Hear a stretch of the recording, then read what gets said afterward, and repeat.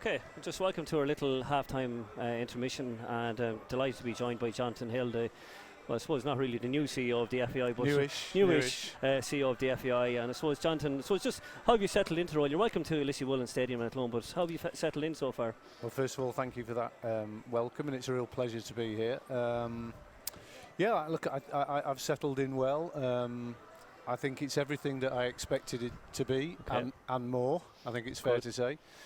So my 7.5 months at times feels a little bit like 7.5 years, if I'm honest. But that's only because I've spent so much time chatting to a whole range of people, really, across the whole of the Irish football community. And yeah, it's been fascinating. Look, I was 10 years on and off at the English FA, and the challenges and the opportunities and the disciplines, if you like, around the game in Ireland are no different from those in England. UK, at times are just at a different level.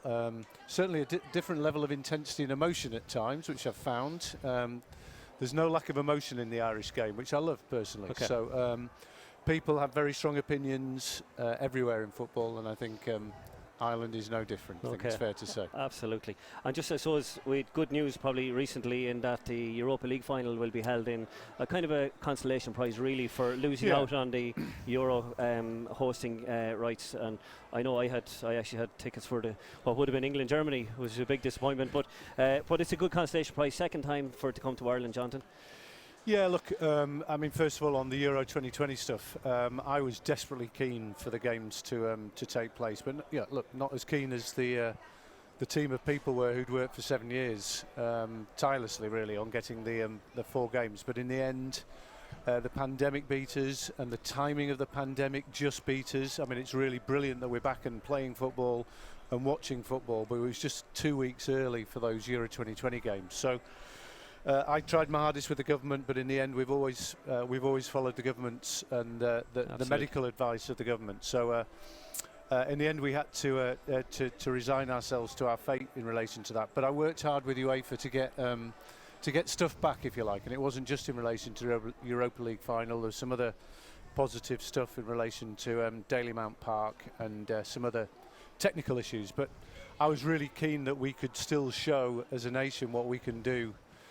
In terms of hosting an event, because you're right, had we have had the Germany-England game in Dublin, over a billion eyes around the world would have been on Dublin and Ireland, and that's the whole reason why we did it in the first place. So it's not a bad consolation prize in relation to a Europa League final. Hopefully we'll get 2 really good strong teams, and look, we'll show the world why Ireland is a brilliant place to host that type of event, and a great place to come and for sure have a great couple of days. Yeah, and speaking of events in the Aviva, obviously we have international games coming up, senior international games in September. Are you hopeful that we'll have good numbers? I'm a season ticket holder, that's why I'm asking, to be honest. So will we be able to get to decent numbers into the Aviva for, we say, the Portugals? And yeah, look, we've made really good progress, obviously, with Return to Watch in terms of our League of Ireland clubs, and that's worked really well, and thanks to all of our clubs, including yourselves, for following all of the COVID protocols, which means that we can now have a conversation with government about getting some pretty serious numbers of fans back in just for the September games, actually. So I'm hopeful that we can get 25,000 in for Azerbaijan and Serbia, because arguably they're the 2 games that we have to win. I'm not worried about filling the stadium in November for Portugal. Because I think there's a real built-up desire for fans to get back and watch football, first of all, but definitely to watch the Irish national team play. And if you've got a dollop of Ronaldo and Bruno Fernandes in all of that, I think you're going to be pretty happy to be a season ticket holder. Absolutely. So look, what I want, and I'm pushing government hard for, is to have a full house against Portugal.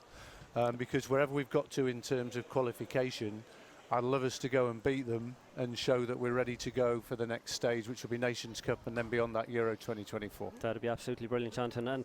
And just getting back to the domestic scene, but we had some very good results in Europe recently, and particularly this week. So how do you think that's going to, what's the benefit to it, obviously? Well, first of all, I was in Tala last night for what was a bonkers game of football, in all honesty. 4 goals in about 3 minutes, as far as I could work out. And 2 very accommodating defences. So, look, Dundalk made it harder for themselves in that second leg, but from what I saw last night, there's no reason why they can't go go there and win. Bows have obviously done brilliantly in their first leg, and you'd be really positive and confident that in front of another, I say, sold-out stadium, certainly the 8,000 tickets went in about 90 minutes. So I'd be really confident that they'll win again. Shamrock Rovers, because of the Champions Path, have got a good route into the third round, and it looks like they might be playing the Andorran team there, which might mean they get through to the playoff round. If the other two teams can get close to that, the real effect, other than on their individual finances, which is super important for them, and indeed for the whole of the economy of Irish football, is that our coefficient goes up. Yeah. We've already gone up 3 places on the back of the results of the last few weeks, and I'd like to see us back in the 30s, not in the 40s, and striving to get into the 20s in due course. Now, that's a big challenge, but I think everyone in Irish football will want those teams to do well. Okay, Jonathan, listen, we just want to thank you very much for coming down to the game here in Athlone tonight. We're just about to start the second half shortly, and we try to be neutral in our commentary here, but Waterford seem to be a better team right now. Well, look, they're the Premier Division team, so in theory they should be the stronger side. I think they've shown a little bit more composure on the ball in the first half and have just had that little bit more time on the ball. But by the same token, Athlone have had a couple of really good chances. So look, this is cup football. It's not over yet. Anything can happen, and I'd be very happy to see a little bit of extra time, because I just love coming and watching live football. And it's brilliant to see so many people here tonight, and we should all be happy to be back doing what we all love. Yeah, and as you said earlier on, it's all down to all the clubs and the volunteers who've done all the COVID stuff correctly, and that's the reason we're back watching football, and it's a joy, it really is. And look, can I just say to whoever it is who's watching, to you guys, and actually to all of the teams at all of the clubs who are delivering the feeds into LOI TV, I think you're doing a brilliant job, and actually I love it, because first of all, the quality of the coverage and the broadcast is excellent. And I know that's all been done by some really dedicated people here, but I love the commentary because it's real and it's authentic. That's for sure. And I'm sure you'll get excited if a goal's scored. Absolutely, we always do. Thanks very much, Jonathan. That's my pleasure.